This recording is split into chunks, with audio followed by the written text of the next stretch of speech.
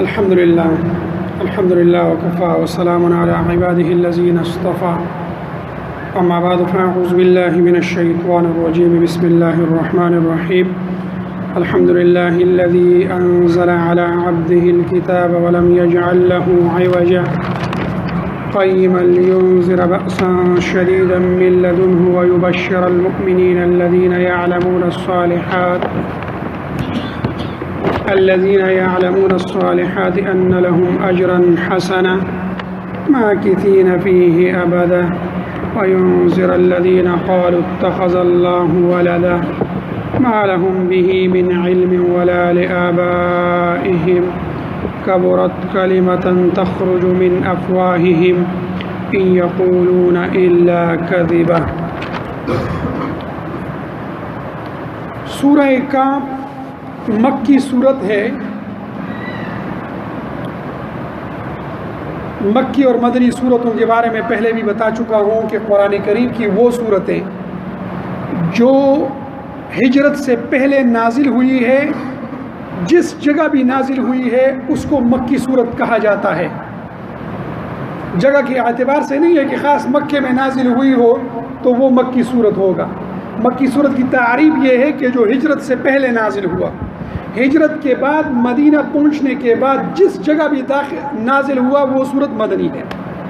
یعنی بعض مدنی صورتیں رسول اللہ صلی اللہ علیہ وسلم پر حج کے موقع میں نازل ہوئی ہے، لیکن وہ مدنی صورتیں ہیں۔ اس کی 4 یا 5 آیتیں یا آخری رکوع کی بھی چند آیتیں جب وہ آئیں گی تو انشاءاللہ اس کو بیان کر دوں گا، اس میں اختلاف ہے کہ یہ مدنی ہے۔ باقی تمام کے تمام صورتیں جو 110 آیات اور 12 رکوع پر مشتمل ہے یہ مکی صورت ہے۔ سورہ کاف اس کو کیوں کہا جاتا ہے؟ کاف کے بارے میں مشہور ہے کہ یہ غار کو کہا جاتا ہے۔ ایک زمانے میں کچھ نیک لوگ تھے جو ظالم بادشاہ کی ڈر کی وجہ سے ایک غار میں پناہ لے چکے تھے، اور وہ واقعہ بڑا مشہور ہوا، اس لیے اس کو اصحاب کاف کہا جاتا ہے۔ اس غار والوں کو اصحاب کاف یعنی غار والے۔ یہ واقعہ اس صورت میں نقل ہے، اس کی وجہ سے یہ صورت کاف کہلاتا ہے۔ چونکہ رسول اللہ صلی اللہ علیہ وسلم سے چند سوالات پوچھے گئے تھے اور وہ یہود مدینہ نے مشرکین مکہ کو سکھلائے تھے کہ یہ سوالات رسول اللہ صلی اللہ علیہ وسلم سے امتحان کے طور پر پوچھ لو، اگر جواب نہ دے سکے تو سمجھ لو کہ نبی نہیں ہے۔ ایک ان میں سے سوال روح کے متعلق تھا جو سورہ اسراء میں گزر چکا ہے۔ ایک اصحاب کاف کے متعلق سوال تھا کہ اصحاب کاف کے متعلق پوچھ لو کہ یہ کون تھے، اور ایک ذوالقرنین کے متعلق سوال تھا کہ ذوالقرنین کے متعلق پوچھ لو کہ ذوالقرنین کون تھا، تو اس کا واقعہ بھی یہاں پر ذکر ہے۔ اس صورت میں چند واقعات بڑے مشہور ذکر ہے۔ ایک اصحاب کاف کا واقعہ جو تھوڑی دیر کے بعد شروع ہو جائے گا، ایک حضر علیہ السلام اور موسیٰ علیہ السلام کا واقعہ جو بھی بڑی تفصیل سے یہاں نقل ہے، ایک ذوالقرنین کا واقعہ جو مشرق سے مغرب کا سفر کرتا ہے، اور ایک یاجوج اور ماجوج کا کچھ اشارہ کچھ آیات میں، چونکہ اس کے خلاف ایک بڑی وہ کھڑی کر دی گئی تھی دیوار، تو یاجوج اور ماجوج کا واقعہ بھی اس میں آئے گا۔ تو یہ چند واقعات ہیں اس صورت میں جو انشاءاللہ آگے جب بھی آئیں گے تو اس واقعہ کو بیان کروں گا۔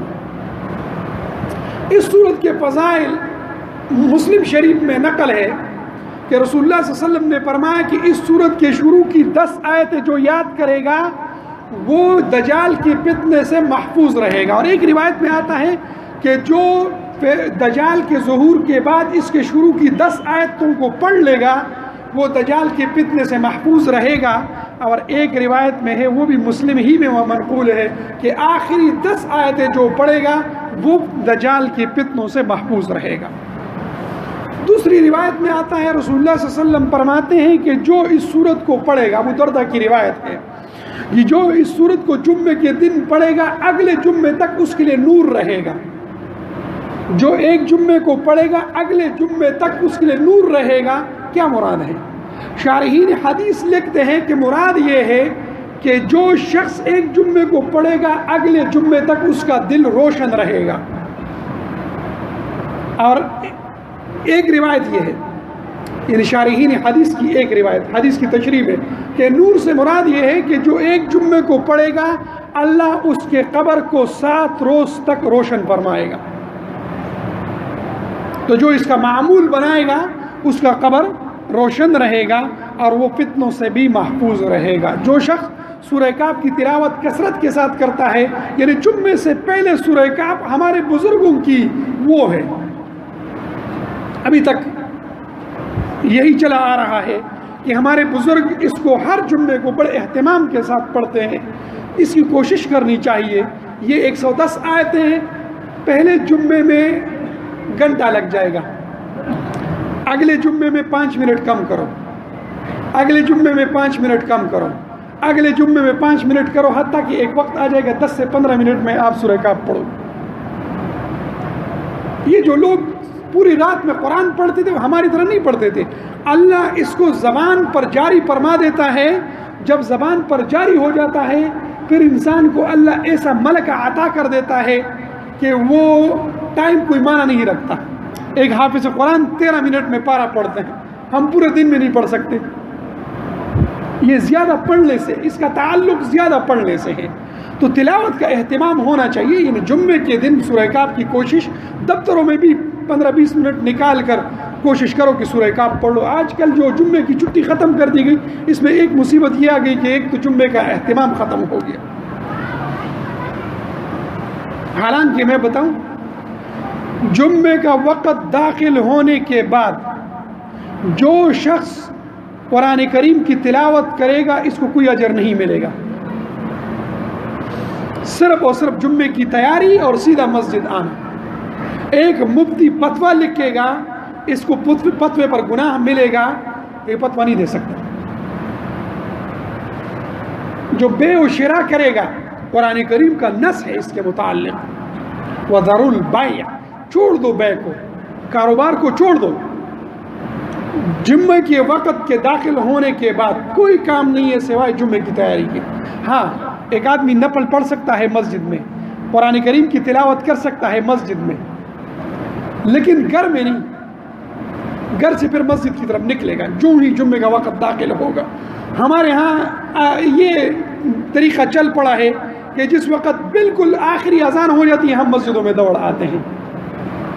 حالانکہ جب عربی خطبہ شروع ہو جاتا ہے، حدیث میں آتا ہے، اس طرف بات چل پڑی، حدیث میں آتا ہے کہ جو شخص جمعے کی پہلے وقت میں مسجد میں داخل ہوتا ہے، فرشتے دروازے پر کھڑے ہو کر ہر آدمی کے اجر کو لکھتا ہے. تو ایک کے لیے اونٹ کی قربانی کا اجر لکھ دیتا ہے، اونٹ کے صدقے کا. جب وہ اس سے لیٹ آتا ہے تو اس کے لیے گائے، اس سے لیٹ اس کے لیے بکری، اس کے لیے مرغی، حتیٰ کہ اس کے لیے آخری آنے والے کے لیے انڈا. اور یہاں تک کہ عربی خطبہ شروع ہو جاتا ہے تو اب فرشتے عربی خطبے میں بیٹھ جاتے ہیں. اس کے لیے جمعے کا کوئی اجر نہیں ہے. جمعے کی نماز ہو جائے گی، جمعے کا اتنا بھی اجر نہیں ملے گا. آج ہمارے جمعے کیسے ہیں؟ کسی کو جمعے کا اجر نہیں ملتا. کیوں؟ ہمارے بھی خطبے کے بعد آتے ہیں. دفتروں نے زندگی برباد کر کے رکھ دی. حالانکہ دفتروں والوں کو، ہمارا مسلمان ملک ہے، ہمارے جو مینیجر اور جی ایم اور اس طرح کی یہ جو ہائرارکی ہے، اس میں بیٹھنے والے لوگ مسلمان ہیں.